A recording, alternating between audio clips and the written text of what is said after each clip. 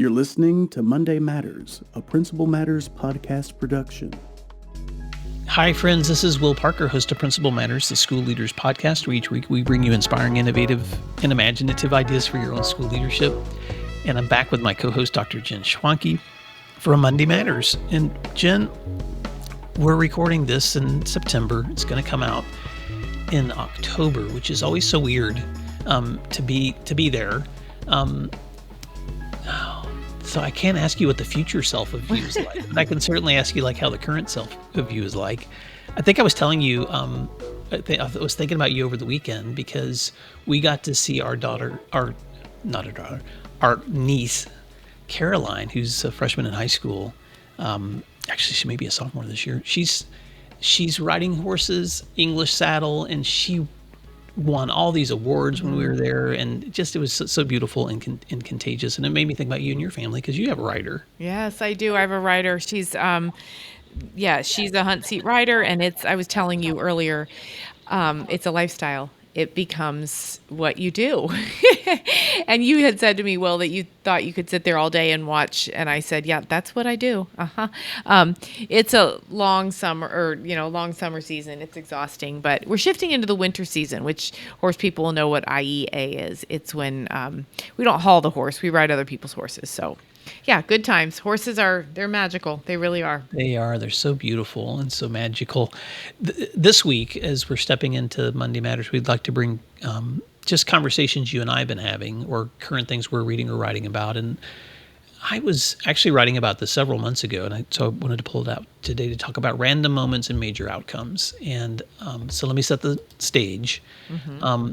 I was listening to a podcast called Hidden Brain that is hosted by Schwanke and he was talking to a political scientist named Brian Klaus, and they were telling this story that just caught my attention about a man who, while swimming in Greece, was swept away out to sea, couldn't swim back because of the tides that were pushing him out into the ocean, and so he was out there.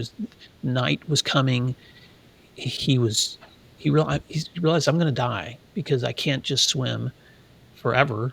And suddenly this beach ball comes floating by, and it's partly deflated, but it's still inflated enough. He's able to wrap his arms around it and hold on to this thing until he's eventually rescued.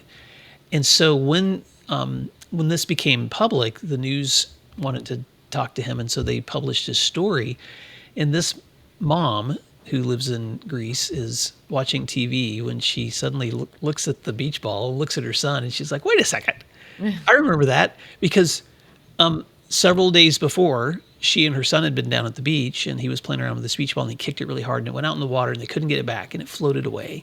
And, of course, he was sad. But he was probably mad. Yeah, but that was actually 80 miles away from the place that this man was rescued. And so as I was listening to this, I was struck by two ideas that I wanted to bring here. The first one, this political scientist who studies like human behavior and the way that people respond in societies, he was saying, one is this: we are very good at predicting outcomes when it comes to data, trends, seasons, experiences. And that's where we spend a lot of time as educators looking at those things.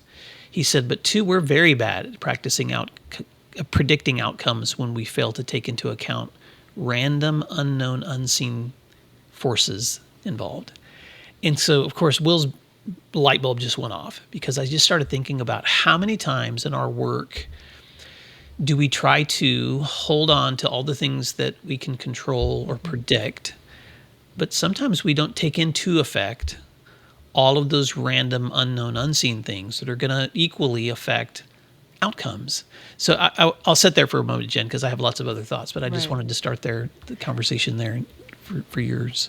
Well, I'm glad you talked about both of these, number one and number two, because knowing that we can't predict outcomes when we fail to take into account those random forces, that doesn't mean that we shouldn't do the work, build the systems, as you and I talk about all the time, to ensure that we have the best outcome possible.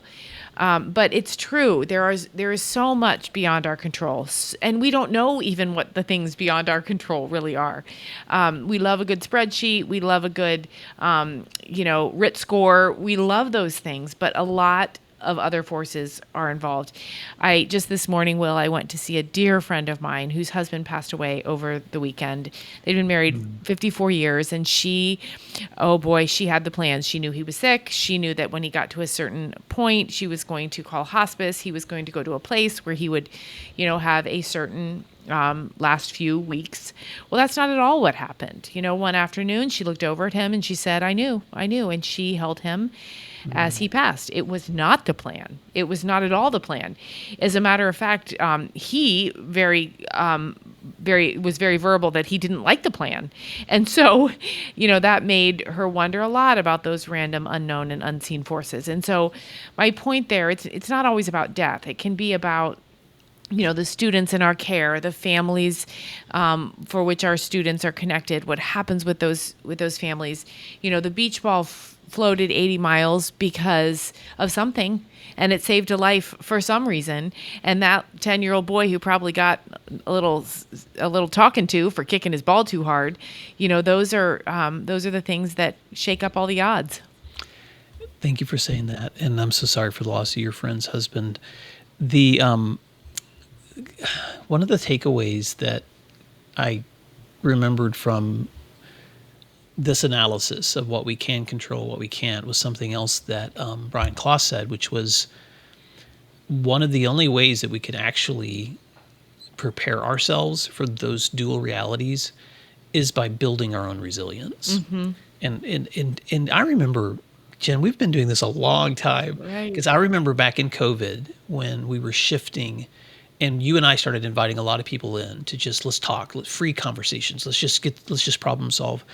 And then the shift began to happen back to all kinds of partial reopenings and full reopenings. And I remember just agonizing over the load of responsibility that leaders were carrying and schools were managing. And one day you just said in one of our conversations, Will, we can do hard things. Mm-hmm. We can do hard things. And you weren't trying to be insensitive. Right. What you were saying is, we have the resilience, and our students have the capacity to do hard things too. And so we have to hold on to that reality too, in the midst of what can be controlled and what cannot. Right. It's so bizarre, speaking of random forces, that you brought that up today, because a colleague of mine yesterday, we have one-to-one meetings every week, and she is going through a very hard time with her health. She's going to be okay, but she leads another team. She leads a team of principals, and she said the other day, she said to them, she was very vulnerable and open about her journey, and she said, I love the phrase, we can do hard things. And she said, but sometimes I don't know that I can. I don't know. And she said, so now I'm going to say, don't let the hard days get you down. And she had made little stickers that she gave to all the principals. And so, it is totally normal to be overwhelmed. It's normal to say, I thought I was controlling this situation, and look, it spun out of control. It's okay to say, right now in this moment, I don't think I can do this hard thing. In the end, you will. We can do hard things, and we will. But when those hard days come, I think it's nice to switch to a mindset of, I'm not letting this get me down. I have been given more than I can handle in this micro moment in time, but it's not going to get me down, because I'm coming back tomorrow. Yeah. I want to come back to that image in just a minute of that random beach ball. But right. Before I do, I want to actually bring in another image. And I'm a podcast listener. A lot of times when I'm working out, it's when I'm listening. So this was actually this morning. I was listening to Rick Steves' travel show, because I purposely was like, I just need something that's not stressful. Let me just listen to a travel show. And he was talking to this man, an adventurer named Dan Richards, who loves to travel at night, and he's got some really great stuff. But he was talking about a moment where he was on a ferry at sea that got caught in a storm. And he had been on this same ferry before on a really peaceful voyage and had really admired the captain and crew's ability to sail. But he said that this one was so bad that there were like 200 people on board that were down below, running into walls and falling over things and throwing up. And he'd made it up to the deck so he could hold on to something and watch the crew. And he was like telling the host, Rick Steves, these guys were like sea legs, positioned, focused. They were doing the same thing that they were doing before when they were sailing on that nice little easy cruise, because they knew what to do in moments of difficulty and crisis to just keep on pushing through and get them safely where they needed to go. And so I think about that, Jen, because when we think about those things that we can predict, the outcomes, the trends, the seasons, the experiences, some of those do involve times where we have to plan for crisis or plan for difficulties. Some of them can be random, but this is the word I've heard you use too, that equanimity that we can practice when we're stepping into those situations can sometimes be the glue that holds us together. Right. Right. I've told this story before, so forgive me, listeners, but my friend that day that the walkie squawked and we need you right now. We need you in 137. We need you now. And he gathered this walkie and his keys and he wandered down. He said, if I walk in there all crazed, I'm going to make it worse. So that's where, I think we also can rely on our training. We've all been trained very well. And, those folks steering the ship, they'd been trained. They knew what to do. They knew who had a role. And that resilience, like you have talked about, when we look at our behaviors from the perspective of what we know to do, the values we hold, and what kind of traits we need to bring to that moment, then the fear of that uncontrollable stuff really does dissipate. Well, let me see if I can kind of steer us towards an ending as we wrap up a Monday Matters conversation. And this is kind of where I wanted to be able to end this conversation, is to come back to that floating ball. Right. Those random events sometimes, what you think is an insignificant incident can sometimes be a hidden force. Yep.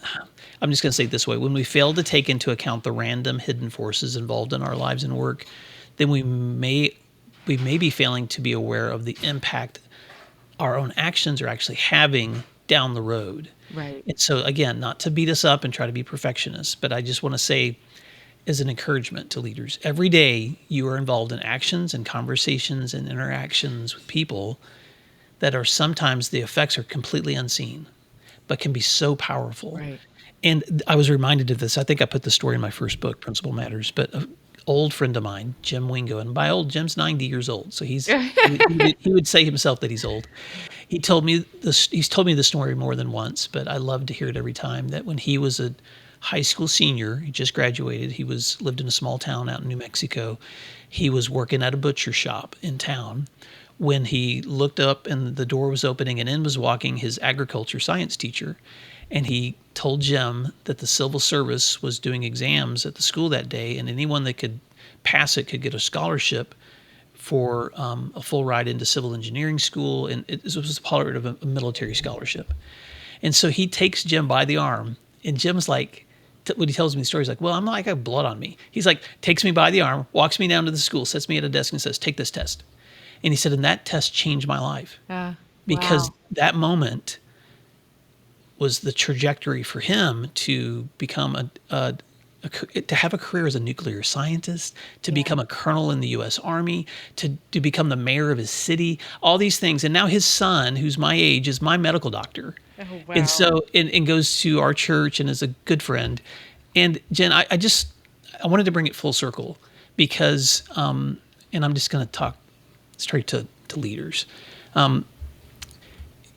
There are situations that you're going to be confronting today with kids or with teachers, and you may not think you're making a difference. You may not think that what you're saying or the heart that you're pouring into someone's situation or the solutions you're trying to help them find are making any kind of difference. And you may never see what difference they're making, but it may be that random little beach ball that's floating down the ocean that somebody's going to reach out and wrap their arms around someday. And they may not even know you're the one to thank. So I hope that's helpful, but I just wanted to go there today. No, and I'm so glad you did, because what you titled this conversation was Random Moments major outcomes. And I think I'm glad you shared these thoughts with me. I'm going to go home and tell my family about the beach ball tonight. I think it's something we can all keep in mind for sure. Well, Jen, thank you for the opportunity to just talk and be together. And Principal Matters listeners, if you want to check out our resources, you can find this post and sign up for our weekly newsletter that comes out on Wednesdays at williamdparker.com. And Jen, how can they sign up for yours? Yep, they can find me at my website, jenschwanke.com, and sign up there. All right, friends, until next time, thanks for doing what matters. We'll talk to you again soon. Thank you for listening to today's episode of Principal Matters, the School Leaders Podcast. If you enjoyed the show, would you take a moment and like, share, subscribe, or leave us a review? In fact, if you share it out with a friend, even more people can become a part of these conversations. Sign up for our newsletter at williamdparker.com for even more free resources. And don't forget to check out our website to learn more about our books, professional development offerings, Grow Academies, masterminds, executive coaching, and keynote presentations. Wow, let's keep learning together. And thank you for doing what matters. Monday Matters.